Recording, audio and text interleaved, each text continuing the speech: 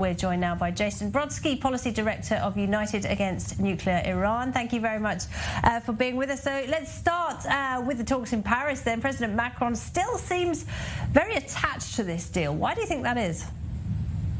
It's great to be with you. Unfortunately, the Europeans have been paralyzed by an attachment to this deal, and we're suffering from a combination of groupthink and a desperation to cling on to something and rebuild a reality with Iran from the period of 2013 to 2015 that really just doesn't exist anymore. And it's time for Europe to step up. Since 2013, the EU has only imposed sanctions on Iran twice. Once on the Ministry of Intelligence after a bomb plot outside Paris, and secondly over human rights abuses in 2021, and that's woefully inadequate.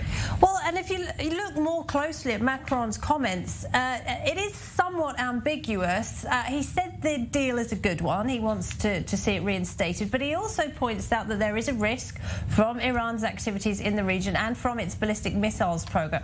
How do you think those comments can be viewed both by the West and also in Tehran?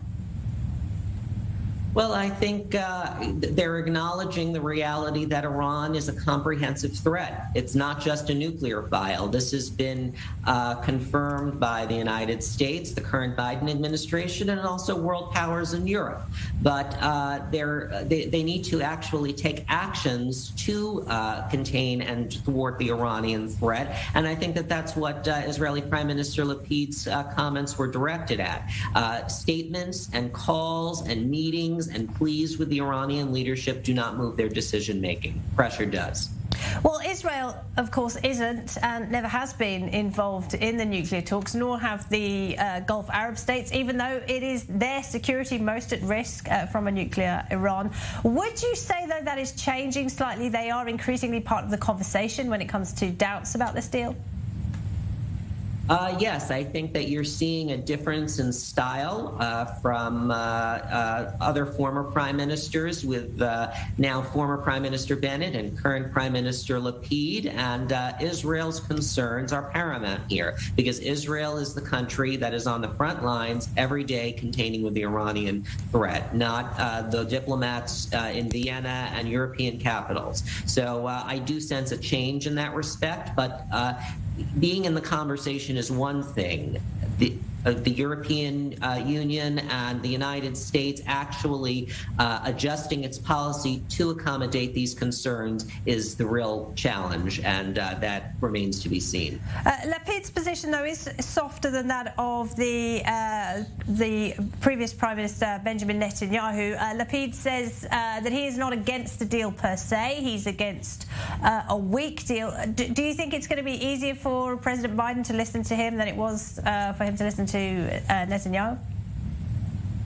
Well, I think that Prime Minister Lapid is giving voice to the fact that there's this false dichotomy that's been out there, that it's either this deal or a war, and that's just completely inaccurate. There are other deals that, with enough pressure, that the Iranians would be made to choose between a nuclear program and the survival of their regime. And so that's what Prime Minister Lapid is hinting at. And Israel is not opposed to any deal. It's opposed to a bad deal, and returning to a collapsing, expiring 2015 nuclear deal is a bad deal.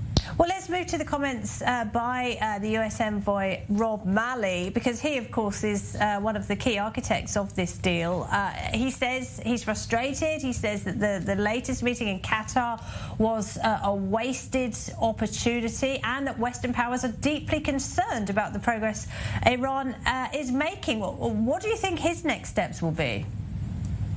Well, I think, unfortunately, we're going to be seeing this process drag out even further unless the Iranian regime is forced to make a choice. And right now, it is not being forced to make that choice. You hear European diplomats saying there's still political room to revive the deal. You heard Special Envoy Malley in the NPR interview saying that there is still time. But the problem is that they've been saying this, repeating the same line for months months now, and it has done nothing to affect the Iranian regime's lack of a decision on accepting the deal that is on the table. And that is because they feel no pressure to accept the terms that are right now on the table.